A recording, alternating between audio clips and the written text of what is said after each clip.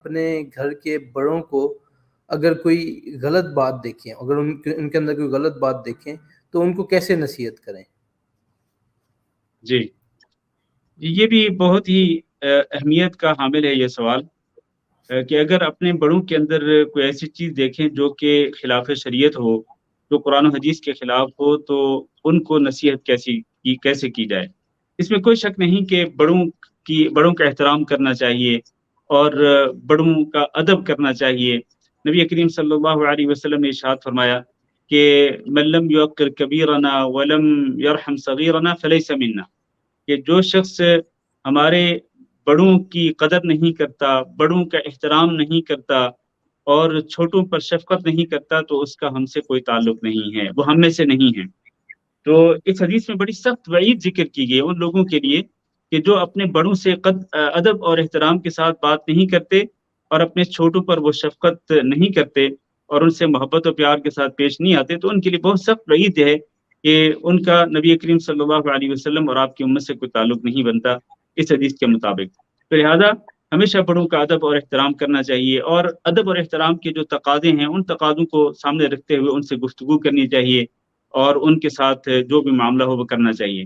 اگر بڑوں کے اندر کوئی ایسی چیز دیکھی جائے جو کہ کتاب و سنت کے خلاف ہو، شریعت کے خلاف ہو، دین اسلام کے خلاف ہو، تو پھر اس کے لیے بھی اللہ رب العزت نے ایک طریقہ بتلا دیا۔ وہ کیا ہے؟ وہ یہ ہے کہ ادعو الی سبیل ربک بالحکمت والموعظۃ الحسنۃ وجادلہم باللتی ہی احسن، کہ آپ اپنے رب کے راستے کی طرف، یعنی رب کے دین کی طرف دعوت دیں۔ کس طرح؟ پہلی بات حکمت کے ساتھ، بڑی حکمت کے ساتھ، دانش مندی کے ساتھ، سمجھداری کے ساتھ، عقل مندی کے ساتھ آپ کو اپنے رب کے دین کی طرف بلانا ہے۔ اور یہاں چونکہ بڑوں کا معاملہ ہے، بڑوں میں ہو سکتا ہے آپ کے ماں باپ بھی ہوں، بڑوں میں ہو سکتا ہے آپ کے بڑے بہن بھائی بھی ہوں، بڑوں میں ہو سکتا ہے آپ کے دیگر جو قریبی رشتہ دار ہیں، آپ کے پھپھو ہو سکتی ہیں، آپ کی خالہ ہو سکتی ہیں۔ تو یہ جو آپ سے جو بڑے لوگ ہیں، ان ظاہر ہے کہ ان سے آپ نے بات کرنی ہے تو سوچ سمجھ کے کرنی ہے، حکمت اور دانش کے ساتھ اور عقل مندی کے ساتھ آپ نے بات کرنی ہے۔ یہ جو بڑے ہیں یہ عام لوگوں کی طرح نہیں ہیں، بلکہ ان بڑوں کا بڑا ہی ادب اور بڑا ہی احترام ہے اور بڑا ہی مقام ہے اسلام کے اندر۔ تو پہلی بات یہ کہ حکمت اور دانش مندی کے ساتھ، اور یہ بھی دیکھنا چاہیے کہ جب آپ بڑوں سے بات کرنا چاہ رہے ہیں، آپ کو اپنا اسلوب بھی چیک کرنا چاہیے۔ اسلوب آپ کا کیا ہے؟ کہ آپ کے اسلوب، یعنی بولنے کے انداز میں، نصیحت کرنے کے انداز میں ادب و احترام کے سارے تقاضے پورے کیے جا رہے ہیں، یا پھر آپ بے ادبی کر رہے ہیں اور آپ گستاخی کر رہے ہیں بڑوں کی، بے ادبی اور گستاخی کرتے ہوئے آپ ان سے بات کر رہے ہیں۔ تو دانش مندی کیا ہے؟ دانش مندی یہ ہے کہ آپ کا بولنے کا جو اسلوب ہے وہ بھی صحیح ہو، اور دوسری بات یہ ہے کہ موقع محل بھی دیکھ لیا کریں۔ بعض اوقات یہ ہوتا ہے کہ موقع محل نہیں ہوتا بات کرنے کا، موقع محل نہیں ہوتا ہے نصیحت کرنے کا، موقع محل نہیں ہوتا ہے کہ آپ کسی کو دین کا مسئلہ سمجھائیں۔ تو آپ موقع محل بھی دیکھ لیں، کوئی صحیح موقع محل دیکھ کر، مناسب موقع دیکھ کر آپ اس کی تلاش میں رہیں۔ جب آپ کو صحیح، اچھا، مناسب موقع مل جائے تو اس وقت آپ محبت و پیار کے ساتھ، حکمت و دانش مندی کے ساتھ آپ دین کی بات کریں۔ دوسرا، والموعظۃ الحسنہ، اچھی نصیحت کے ساتھ آپ بات کریں۔ نصیحت کیا ہوتی ہے؟ خیر خواہی ہوتی ہے۔ آپ کا انداز خیر خواہانہ انداز ہونا چاہیے۔ آپ کا انداز جو ہے وہ معاندانہ نہیں ہونا چاہیے۔ آپ کے انداز کے اندر ضد اور ہٹ درمی نہیں ہونی چاہیے۔ آپ کا انداز ناصحانہ ہونا چاہیے۔ حضرت نوح علیہ السلام نے اپنی قوم کو جب بلایا تھا تو انہوں نے کہا تھا انی لکم ناصح امین، میں تمہارے لیے نصیحت کرنے والا ہوں، میں تمہارا خیر خواہ ہوں۔ تو خیر خواہی کے انداز میں نبی کریم صلی اللہ علیہ وسلم نے بھی اپنے قریبی رشتہ داروں کو جب دین اسلام کی طرف دعوت دی، اپنے چچا ابو طالب کو جب دین اسلام کی طرف دعوت دی، تو بڑے ہی محبت اور پیار کے ساتھ کہا، اے میرے چچا جان، آپ بس ایک کلمہ پڑھ لیں، اگر آپ ایک کلمہ پڑھ لیں گے تو میں آپ کے حق میں قیامت کے دن مجھے اللہ کی بارگاہ میں جھگڑا بھی کرنا پڑا تو ضرور کروں گا۔ ظاہر ہے کہ آپ صلی اللہ علیہ وسلم اپنے چچا جان کے خیر خواہ تھے۔ آپ چاہتے تھے کہ چچا جان جو ہیں وہ دین اسلام کو قبول کر کے وہ اللہ کے عذاب سے نجات پا جائیں اور وہ جنت میں داخل ہو جائیں۔ یہ خیر خواہانہ انداز ہے. تو نصیحت اسی چیز کو کہتے ہیں کہ آپ خیر خواہی کریں. آپ یہ سوچیں کہ اگر سامنے والے شخص کے اندر کوئی غلط بات ہے دین اسلام کے خلاف، شریعت کے خلاف، قرآن و سنت کے خلاف، تو آپ خیر خواہانہ انداز میں یہ سوچ کر ان سے بات کریں اپنے بڑوں سے کہ تاکہ یہ اپنی اصلاح کر لیں. اصلاحی ان اردت الا الاصلاح ان اريد الا الاصلاح ما استطعت. حضرت شعیب علیہ السلام نے اپنی قوم کو کہا تھا کہ میں تو اپنی استطاعت کے مطابق صرف اصلاح چاہتا ہوں، اصلاح. تو مقصد اصلاح کرنا ہو، مقصد یہ نہ ہو کہ وہاں پر جو ہے وہ کوئی لڑائی جھگڑے کا ماحول پیدا کرنا ہے اور ایسی باتیں کرنی ہے کہ جن میں تشدد ہو، سختی ہو. نہیں، آپ نے خیر خواہانہ انداز میں بات کرنی ہے.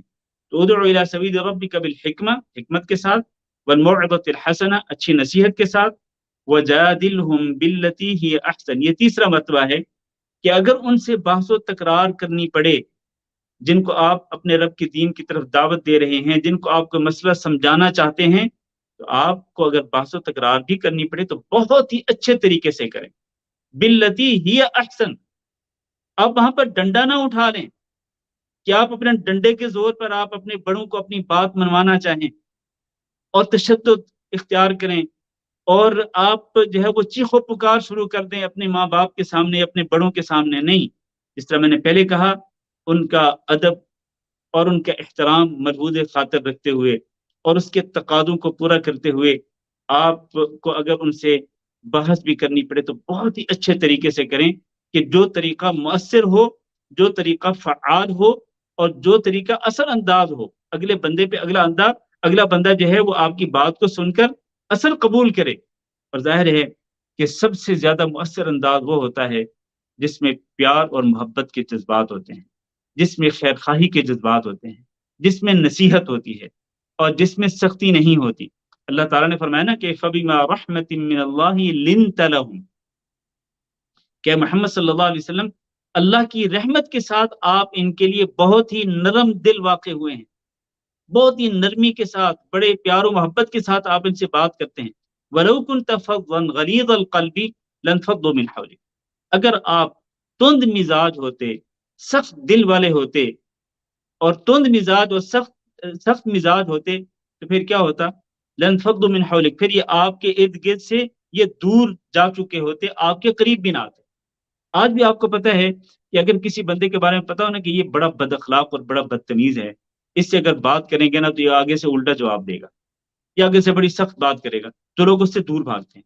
لوگ اس سے بات بھی گوارا نہیں کرتے کہ آگے سے جواب بھی الٹا ملنا ہے، یہ جواب ہی سختی والا ملنا ہے، محبت پیار والے تو کوئی بات ہی نہیں ہے یہاں پر. تو لوگ اس سے دور بھاگنے کی کوشش کرتے ہیں اور اس شخص کے قریب ہوتے ہیں جس کا اخلاق بہت اچھا ہوتا ہے، بہت ہی پیار بھری، محبت بھری جو گفتگو کرتا ہے نصیحت کے انداز میں، سمجھانے کے انداز میں.